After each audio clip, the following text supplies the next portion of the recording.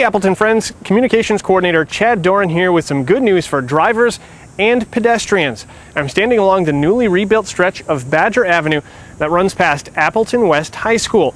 Now this road had been under reconstruction for the last few months, but as our traffic engineer Eric Lam tells us, the road will look different for many drivers now. Taking a street that was really just a big wide landing strip of a road that really didn't have a lot of shape to it, and we're creating space for the bicyclists. We're narrowing the lanes a little bit to kind of control some of the speed, and adding improved lighting that will make pedestrians feel a little bit safer out here. It's called the Complete Streets philosophy, and it's a concept with more than just cars in mind. Complete Streets is really something that's sort of a national movement away from just building streets purely to move cars as fast as we can. Badger Avenue is Appleton's first project to apply all of the facets of what makes a complete street. We're really looking to kind of balance the needs of all the users so that our pedestrians, our bicyclists, and our cars are all accommodated safely within the design of the road.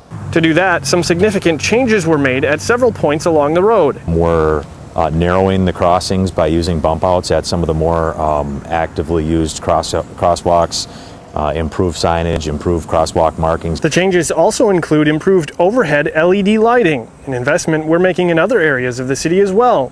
When we look at upgrading our street lighting, we typically on a project like this will see about a 5-year payback. We reduce our energy costs by about 50%. And that relates to hundreds of dollars per light per year. Overall, adding all of these improvements comes at very little additional cost. Oftentimes it doesn't really cost any more or much more. In this particular case, when we build the bump outs and some of these other features that we're talking about, the cost is negligible. But what is significant is the improvements in safety and ability for all forms of transportation to get where they need to go. That's really our goal, is we want to create not just a street that can move cars, but to also safely move our bicyclists and those that choose to use a different form of transportation other than a car. The section of Badger Avenue just north of Winnebago Street here behind me is still closed up to Wisconsin Avenue for about the next month or so as crews finish reconstruction on that section of the road. Now please remember to drive safely through the school zones here on Badger Avenue with school now back in session, and have a great day.